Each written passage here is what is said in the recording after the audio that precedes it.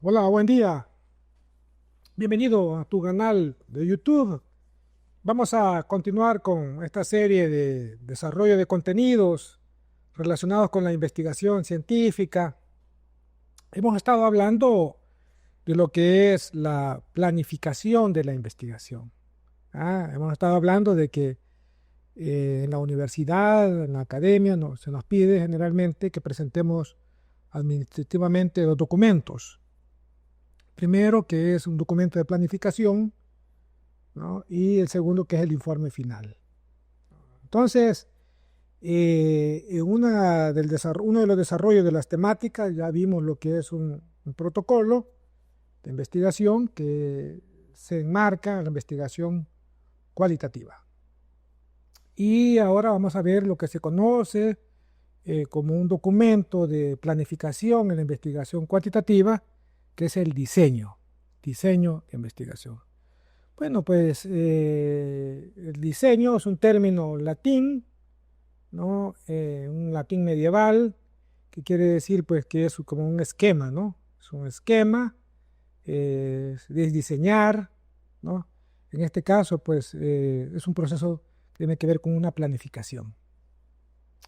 Diferente protocolo, ¿no? Que el protocolo también proviene del latín medieval, ¿no? Pero que lo que quiere decir que también es como un boceto, ¿no? Un boceto de un documento. Pero ambos obviamente están referidos a preparar pues ese bosquejo, ese esquema de cómo voy a elaborar la investigación.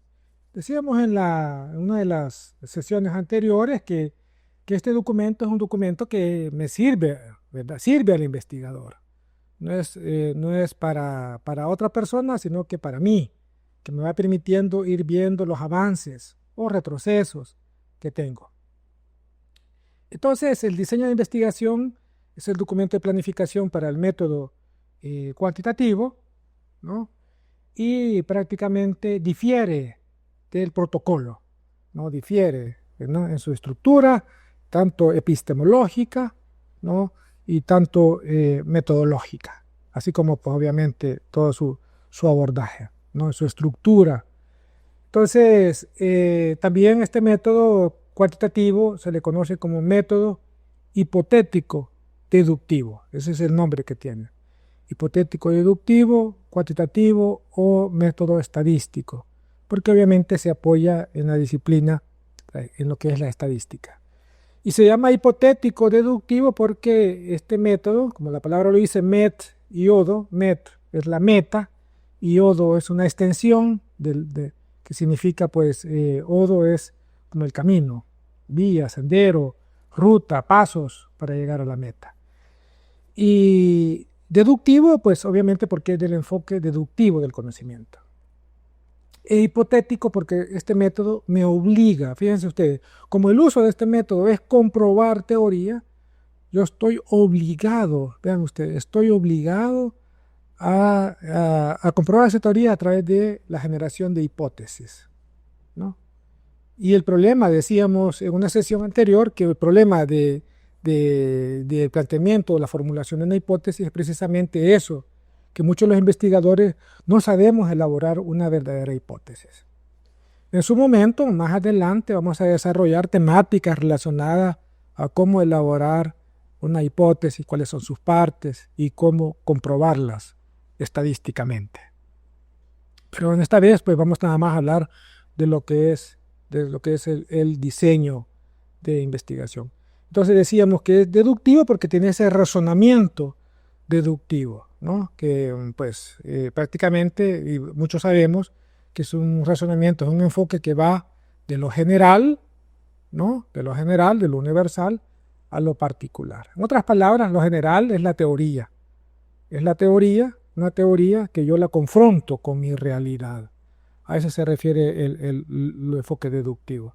Entonces, este método está obligado, pues prácticamente, a determinar un problema, ¿no? A determinar el problema, decíamos que tiene una estructura rígida, ya preestablecida, y entonces yo lo que hago es prácticamente elaborar, ¿no? Determinar el problema es eso, y pues establecer esas relaciones de causa-efecto, que también tiene el problema, ¿no?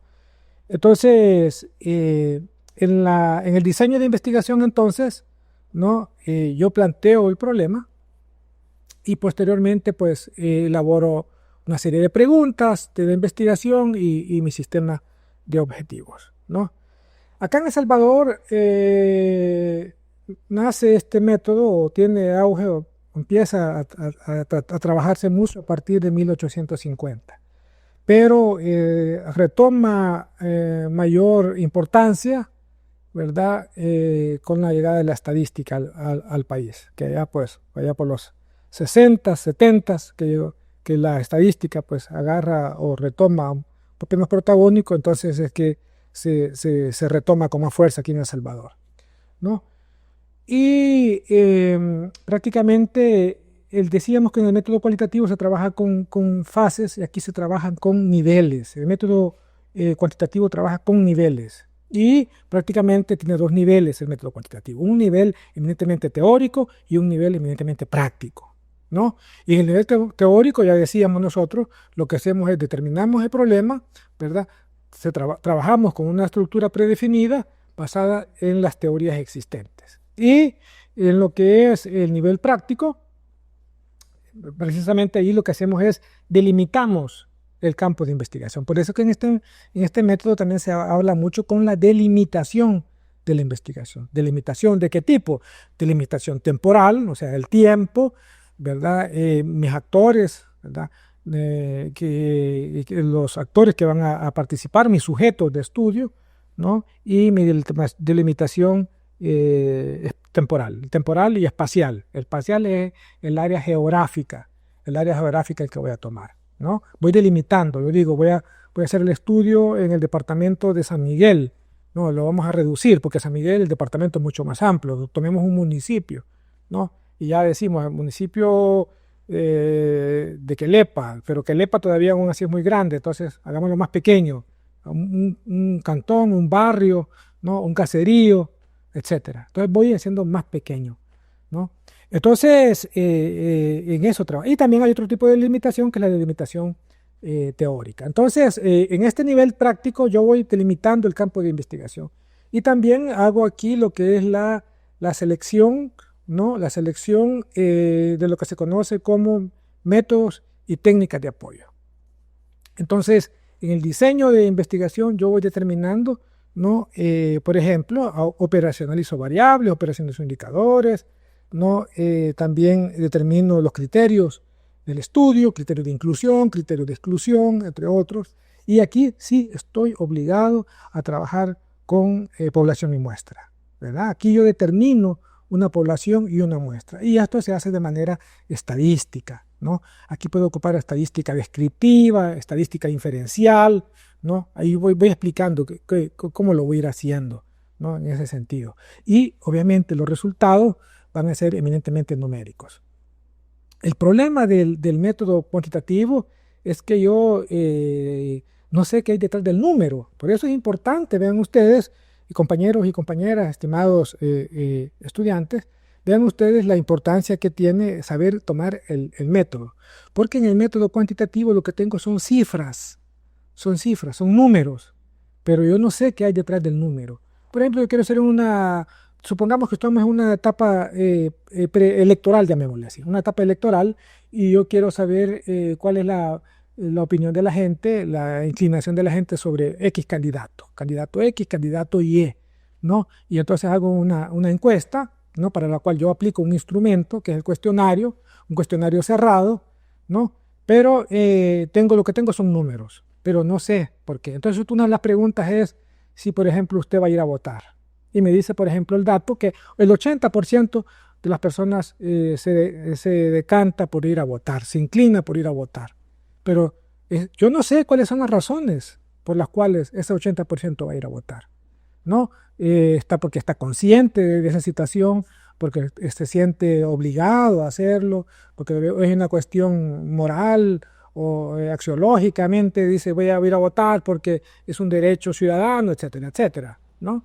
Pero detrás de ese 80 hay un 20 que también no sé por qué no fueron a votar. No fueron a votar porque fueron a trabajar, porque estaban enfermos, porque no creen en el proceso electoral, etcétera, etcétera. Vean ustedes, entonces esa es una de las situaciones que que me hace establecer esa situación. Y lo otro es que lo interesante de este método es que yo puedo hacer también comparaciones, o puedo hacer inferencias también. Puedo comparar un dato, ¿verdad? Nacional versus un dato departamental, por ejemplo, o un dato regional. Entonces yo puedo establecer esas comparaciones. En ese sentido también tiene su importancia. Y decíamos nosotros que un elemento fundamental de este método es que yo trabajo con hipótesis. ¿Y una hipótesis qué es? Pues una hipótesis es un supuesto. Es un supuesto, es una suposición que está sujeta a comprobación, ¿no? Eso es una hipótesis, es una suposición que está sujeta a comprobación. Y lo que muchos académicamente hacemos es que descomponemos esa hipótesis, la descomponemos en variables dependientes, en variables independientes, ¿no? La variable dependiente mide el efecto de lo que estoy trabajando y la variable independiente mide la causa también, ¿no? Y establezco esos elementos. ¿Eso me sirve para qué? Me sirve para comprobar hipótesis, ¿no? Eso es un elemento importante. Y otra de las cosas importantes que decíamos es que este método trabaja, decíamos, a través de un enfoque silogístico, trabaja con silogismos. Y prácticamente los silogismos que son, pues, son reglas que nos ayudan a llegar a una conclusión, ¿verdad? A partir de dos ideas, ¿no?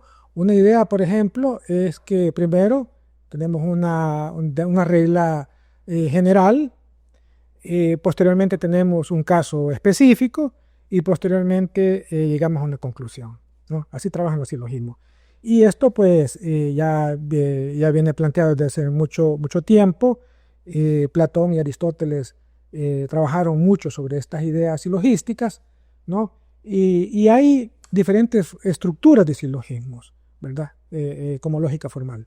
Hay 19 diferentes estructuras de silogismo. Pero vamos a plantear uno de los más sencillos, ¿verdad? Que por ejemplo yo digo A es B, B es C, por lo tanto A es C, ¿verdad? Donde A es la regla general o universal. Por ejemplo, una regla general o una regla universal es esto que nadie va a desmentir, que así es, que es una regla universal. Todos los hombres son mortales. Díganme usted quién no muere. Todos los hombres son mortales, ¿no? Esa es una regla general. Pero después dice, vengo con un caso específico. Y yo digo, Sócrates es mortal.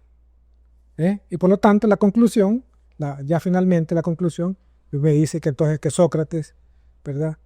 Perdón, Sócrates es humano, así es la cosa. La idea es así. Todos los seres humanos o todos los hombres son mortales. Sócrates es humano. Por lo tanto, la conclusión es que Sócrates es mortal. Así precisamente trabaja este método, ¿no? Usted hace inferencias, ¿no? Inferencias. Y este método, vean ustedes, inicialmente nació con las ciencias naturales, ¿no? Por eso está muy asociado con las ciencias, se le conoce como ciencias nomotéticas. Nomotética, y nomotética quiere decir nomo son leyes, e icas es que trata sobre las leyes. O sea, todas aquellas ciencias que emiten leyes son las que prácticamente trabajan con este método. Diferente método cualitativo, ¿no? que son prácticamente las ciencias humanas, ¿verdad? O que se conocen como idealistas, también se le conocen, ¿no? Entonces, o ideográficas, más que idealistas son ideográficas. Vean ustedes, entonces esa es la importante entre esas partes. Ahora bien, el diseño tiene una estructura totalmente diferente al protocolo, que ya lo vimos en sesiones anteriores. ¿Qué es lo que contiene prácticamente un diseño de investigación? Bueno, ustedes saben que tiene una portada, que es un requisito institucional, un índice, una introducción y la determinación del problema. Y en la determinación del problema está lo que se conoce como planteamiento del problema. Y de allí, pues, yo lo desarrollo preguntas y desarrollo un sistema de objetivos. ¿Qué sigue posteriormente a eso? Sigue una fundamentación teórica, ¿no? Y que mucha gente le llama marco teórico, pero el marco teórico a veces nosotros lo reducimos, ¿no? El marco teórico es un término muy reducido. Es mejor decir fundamentación teórica, porque la fundamentación teórica contempla tres marcos: marco histórico, marco teórico y marco conceptual de referencia. Muchos estudiantes me preguntan, profesor, ¿y entonces qué marco voy a ocupar? ¿Voy a ocupar los tres? No, uno es obligatorio realizarlo. Los otros dos marcos son optativos, van a depender del problema y van a depender qué tan técnico es el abordaje de ese problema. El marco teórico es obligatorio. Ahora bien, ¿cuándo ocupo un marco histórico? Un marco histórico lo ocupo cuando obviamente el problema tiene toda una vasta información eminentemente histórica, ¿no? Entonces yo hago un marco histórico. Ahí sí estoy obligado a hacer un marco histórico. Pero tengo que haber colocado en uno de los objetivos específicos que el abordaje va a ser histórico. Si yo no abordo, ¿cómo se llama?, en el trabajo un objetivo que diga que voy a hacer un abordaje eminentemente histórico, entonces está mal que yo elabore un marco histórico, porque no planteo un objetivo específico que diga que el abordaje es histórico, pero estoy planteando todo un desarrollo que tiene toda una base teórica eminentemente histórica, ¿no? Ven las relaciones que hay entre uno y esto. Pero esto es opcional, esto es optativo. Ahora bien, ¿cómo subsano en un marco teórico toda una parte histórica? Con antecedentes, ¿no? ¿Y cuál es la diferencia entre un antecedente y un marco histórico? Que el antecedente es breve, el antecedente es sinóptico, es resumido, tiene prácticamente poco abordaje, poco contenido, ¿no? En cambio, el marco histórico obviamente desarrolla, tiene prácticamente toda una gran gama de información de corte evidentemente histórico. Entonces decíamos, el marco histórico es opcional, es optativo. Y de igual manera el marco conceptual de referencia. ¿Cuándo ocupa un marco conceptual de referencia? ¿Y qué es un marco conceptual de referencia? A lo mejor ustedes ya han visto en un diseño de investigación ese apartado donde hay una serie de conceptos y definiciones, ¿no? Supongamos nosotros que estamos haciendo un estudio sobre desechos sólidos y ese estudio me obliga prácticamente a ocupar terminología que está muy relacionada con esa problemática. Lo que es un relleno sanitario, lo que es desecho sólido, que son términos eminentemente técnicos, lo que es un lixiviado, ¿no? Que el lixiviado prácticamente es ese percolado que genera la basura, ¿no? Por ejemplo, lo que es un crematorio, que es un vertedero o botadero al cielo abierto. Ven ustedes que hay mucha terminología básica. Cuando hay mucha terminología básica, yo estoy obligado a ocupar un marco conceptual de referencia, ¿no? Y entonces coloco los conceptos y los definimos. Recuerden, eso va en orden alfabético, pero es opcional. La única parte entre la fundamentación teórica que es obligatoria es el marco teórico. Entonces decíamos que tiene una determinación del problema, que ahí ese se subdivide en un planteamiento, ¿no? En una serie de preguntas, en una justificación, en un sistema de objetivos. De ahí viene la fundamentación teórica, que es la que hemos desarrollado, y de ahí viene la operacionalización de la hipótesis. Otra vez vamos a hablar exclusivamente sobre cómo es que se formula una hipótesis y cómo es que se operacionaliza. Y también cómo es que se comprueba, ¿no? Cómo es que comprobamos, ¿verdad?, esta hipótesis, ¿no? Y después viene todo lo que es la metodología de la investigación, ¿no? Donde decíamos que estamos obligados prácticamente a trabajar con lo que es la población y la muestra, ¿no? Y muchas veces trabajamos incluso con submuestras. Y obviamente pues trabajamos con técnicas e instrumentos que son exclusivas para el método cuantitativo. Aquí ocupamos muchas veces la técnica clásica del método cuantitativo, que es la encuesta, ¿no? Y su instrumento, el cuestionario. Eso es un elemento también muy importante. Y no recordemos, entre otras cosas, ¿verdad?, que nosotros tenemos que hacer una serie de tabulación de datos, porque es un método eminentemente numérico, yo tengo que tabular. Y obviamente yo aquí hago uso, hoy día, pues en mi tiempo, todo esto lo hacíamos a través de papelotes y los contábamos, ¿no? Hoy es mucho más fácil. Ahora ocupamos varios programas informáticos, varios software, ¿no? Entonces, aquí tú puedes ocupar SPSS, Stata, puedes ocupar OpenEPI, puedes ocupar EPIinfo, etcétera. Hay una gran cantidad de programas o software para cuantificar los datos y obviamente registrarlos. Hay unos que te facilitan, hasta te hacen cruce de variables, te ocupan filtros, te diseñan las gráficas, las tablas, etcétera, ¿no? O sea, hoy día es mucho más más fácil. Te calculan chi cuadrado y otros datos importantes, coeficiente de Pearson u otros datos importantes que tú has programado en tu diseño de investigación. Y después viene obviamente el cronograma de actividades, que es bien importante, ¿verdad? En el diseño se lleva un cronograma y se lleva también un presupuesto. Y de ahí pues todas las referencias, ¿no? Ahí pregunta a tu coordinador de tu maestría o de tu pregrado qué estilo van a tomar, ¿verdad? Si van a tomar MLA, Vancouver, Normas APA, Chicago, ¿cuál es el estilo o formato que se ocupa de referencia, que se ocupa para colocar las referencias? Y obviamente todo eso lo va desarrollando en lo que es el diseño de investigación. Bien, y pues obviamente después al final viene un apartado de anexos. Recuerda de que también lleva un presupuesto, que esto es bien importante también, porque te permite identificar los recursos que tú vas a utilizar. Bien, ¿quieres saber más sobre esto? Pues contáctame y te vamos a ayudar a hacer tu diseño de investigación o a aclarar dudas. Puedes escribirme también, no hay ningún problema. Te puedo ayudar a salir de ese impasse que estás en este momento para que estés desarrollando tu tesis. Un gusto y nos vemos la próxima vez. Muchas gracias. Hasta la próxima.